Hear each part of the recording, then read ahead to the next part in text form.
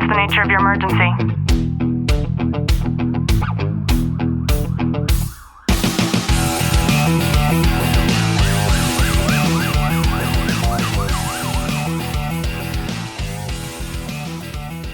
Welcome back to the Tactical Living Podcast. I'm your host, Ashley Walton, joined by Sergeant Walton. Clint, how are you? I'm really good.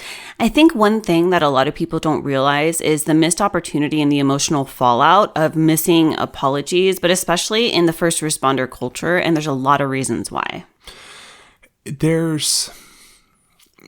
is a lot of emotions and stuff that we combat with on a regular basis, and being able to analyze it and being able to incorporate the positive or negative emotions with it it takes work, and being able to combat that is something that you need to continually confront. So when you're in uniform, you're trained to lead. You're trained to suppress emotion. You're trained to never let your guard down. But then when you're at home, you're expected to engage, to apologize, to emotionally connect even. And I think that there is this sort of breakdown and silent damage that's caused whenever something happens and it warrants an apology, and that apology goes left unsaid. And eventually, I think that this weight shows up even long after the moment has passed. Yeah, and if you're not able to switch it off, because, and in law enforcement, we talk amongst each other, and it's like, oh, you're dead inside, or I'm dead inside, and that's not the reality when it comes to it. Is we compartmentalize those emotions, those feelings, whether it's good, bad, or ugly, whatever it may be, because it's that switch that you turn off out in the field, and it's being able to flip that switch back on is super important. I think that in this high stakes world of first responders, the words "I'm sorry," they can feel kind of dangerous. Like they undermine authority, or they even suggest weakness. And I think when that happens, then that silence becomes a sort of habit, and then that follows you into your home, into your marriage. It can even follow you into your parenting. Yeah, being able to being able to not put so much weight on not being able to say that, and because we think in law enforcement realm, if you apologize for something that either you messed up on or it's an incident that happened to them, I think it's important to almost take that human emotion into your career as being a police officer as well, is being able to have that empathy towards people, because we are bearing witness to some of the worst things that people have to experience in their lives, whether it's a home burglary or a theft, or to the most severe of losing a loved one. And it's being able to be empathetic, but not overly consumed with it as well. Yeah, and it's really interesting because you also need to know your partner. And Clint, I remember when you and I were first dating, something that I told you is don't ever do something that's going to warrant you saying I'm sorry. And what I meant by that has nothing to do with the apology, right? I'm not saying you can't apologize. When someone says I'm sorry, for me, this could be my ego, this could just be experience. Saying I'm sorry doesn't mean anything to me. And I remember specifically telling you that. Go ahead. I specifically remember that. So, are mistakes going to be made, or is there stuff to learn from? And absolutely. And stuff's going to happen to where you need to adapt, and you will make those mistakes. And saying I'm sorry, those are just words. It's being able to say, have an explanation, have an understanding of, okay, I did something wrong to you or associated to this incident, and it's not meaning that you did it on purpose. It's apologizing for those actions. Yeah, like for me, I don't want an I'm sorry. I want an explanation.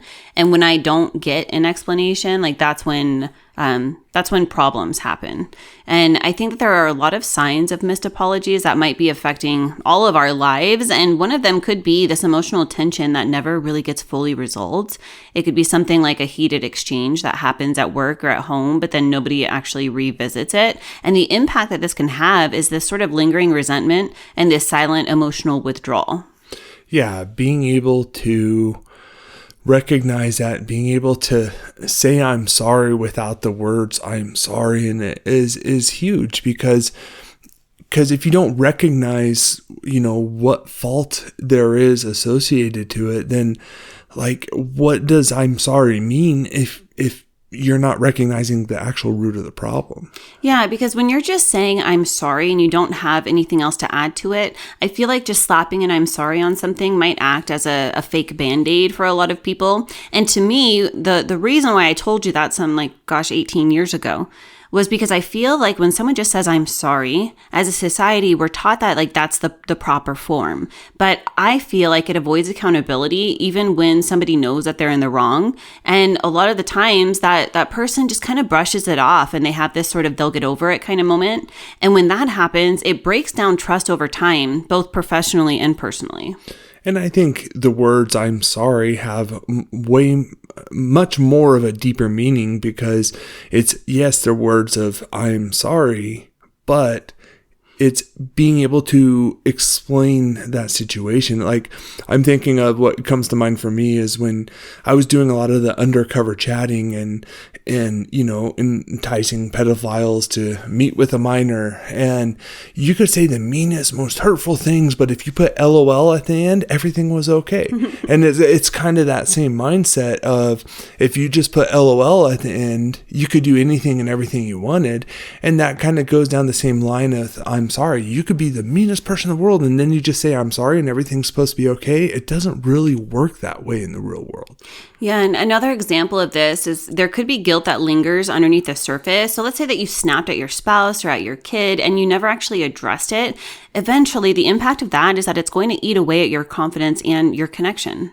Yeah, you're going to have that resentment. You're going to have this built up. It's like a dam holding back water, and the more and more you're holding on to that, the pressure is going to get so much to where the dam's just going to break, and you're going to have an outflow of emotions if you're not able to articulate and speak with one another about it.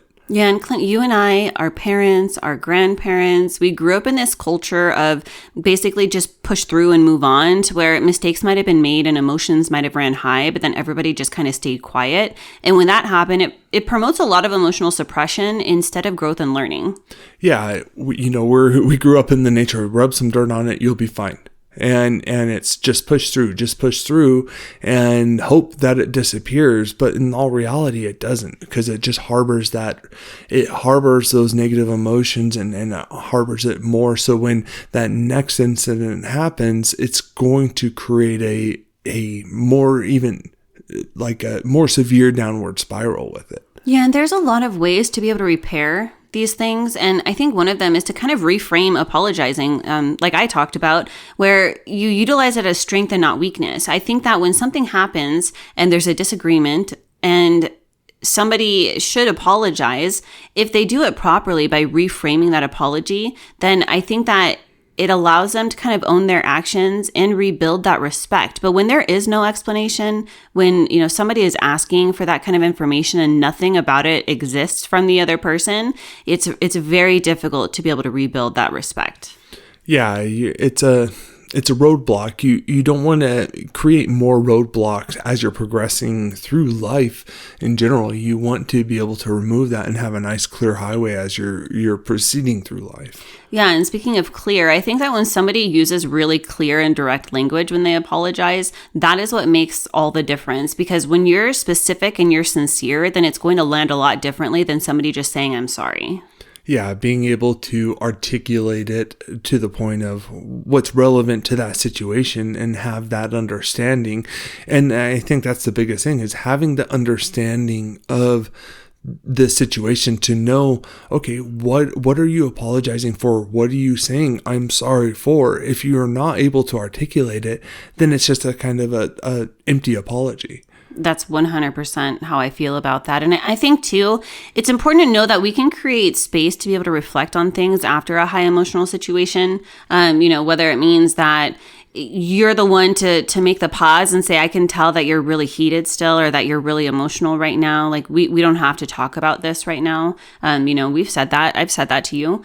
And even things like, you're not I don't think you're getting to the place that you're trying to right now because emotions are so high. Like, did you want to set this conversation to the side? That doesn't mean that you're not going to revisit it. That's the most important thing, is to come back to it. But I know for me, like, I know when we're not getting anywhere. Yeah, it's when you're having those conversations, it's kind of it's a circle that you're just talking through, and there's not understanding from one side or the other, and it's being able to calm yourself down, being able to think of your words thoughtfully and sincerely.